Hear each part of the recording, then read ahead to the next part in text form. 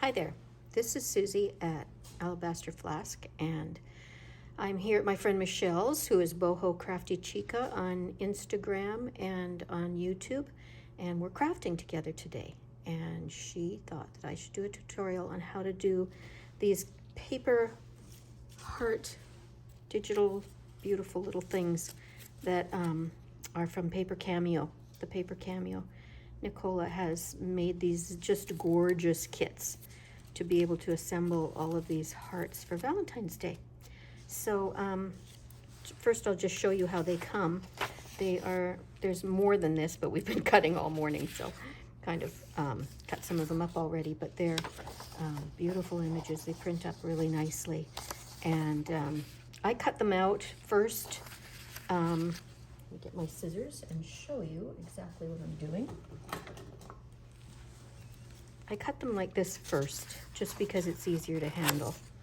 And then I fussy cut around the outside using a variety of different little fancy scissors. Sometimes I use scalloped or pinked or just different kinds, and then I layer them according to the way I like the images to sit. So this is ThePaperCameo, and this is the part of the kit. Sorry, not all of it.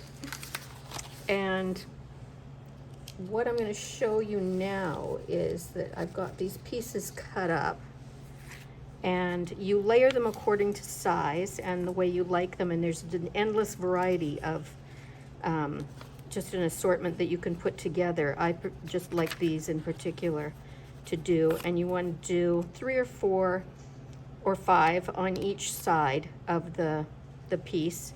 And so that would be the front or the back, and then the other side would be like this, and then you've got these layered.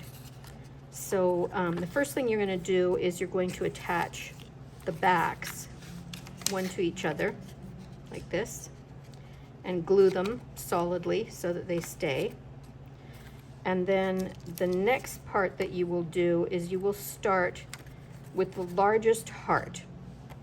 I like to ink the edges, and I like to fold them and ink the inside because it gives a guide as to where you can put them, top and bottom. These are not perfect because we were just kind of horsing around doing them, so don't look at the little messes. Anyways, so you'll line that up. You want to glue along just the ridge here, and you want to line that up here with that. And then I like to take my bone folder and just go along just that ridge to make sure that it's sealed down really well. And then you can let that dry, but in the meantime you can start with the next one. And then you just do the same thing with that. You just glue along the ridge again. I use fabric tack for this. I think works best. And then you just put that one down, and same thing, go over it again with your bone folder, just along that crease. And you see why I like to do this. It not only gives it definition, but it also really helps when you're assembling it to be able to line it up straight, or as straight as you can get it. And so then you do the last one again with your bone folder, just do that. And then you want to flip the whole thing over, and you want to repeat that on the other side with the other 4 or 5 pieces, or however many you have. Glue along the back edge, stick it down. These are printed on both sides because we made a mistake printing and thought that we could print them back to back and that they would come out perfectly. They didn't, unfortunately. We didn't think that through ahead of time, but that's okay. It gives a little added dimension when they're opened up. So you want to, again, do that, and then take your next one and glue again, bone folder again, and then the last one, and the bone folder again, and then you're finished. And you can just set it aside to dry. And once it starts to dry really well, even in the meantime, you might want to just take these and just fold them up slightly without pulling them away, just to get that, so that if there's any glue on the edges, it won't stick down too far and not allow you to get that fluttery kind of feel to them.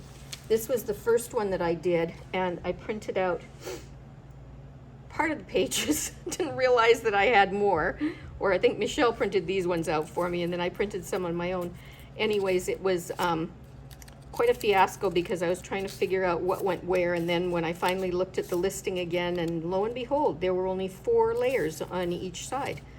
But I managed to make 5, which is okay, it's fine. But as you can see, it works out really well, and they do stick very well. And the more variety you have of the little fussy cutting scissors, the more dimension you can add to it. And as you can see, the dimension that's added also by inking the edges is really nice. So that's it. If you want, what I would suggest, if you want a hanger, that you do it at your first 2 pieces. You take the hanger and insert it in between the 2 pieces here. I'll show you on this one. You would take your little piece of ribbon or whatever you want and glue it in between the 2 back pieces, and then you'd have a little hanger for it as well. And I don't know, it just makes a lovely little piece. I just think these are gorgeous. I just adore them, and I'm grateful to her for having created them.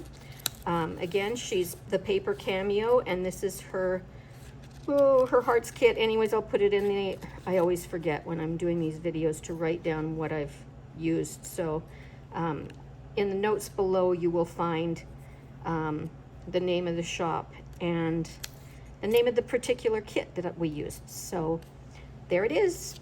Thank you, and hope you enjoyed this video. I'm doing 2 more today. Crazy lady that I am. I'm here. The lighting is beautiful. I'm in this wonderful dining area in the Artist in Residence building where Michelle lives, and it's just gorgeous. I wish I could show you, but I don't think that would be kosher. So say hi, Michelle. Hi. Michelle's over working on her Valentine's albums, journals, that I'm sure she'll be posting on her YouTube channel soon. So thank you so much for watching, and I hope you like this, and maybe would subscribe to my channel if you want to. So have a great day. Thank you. Bye.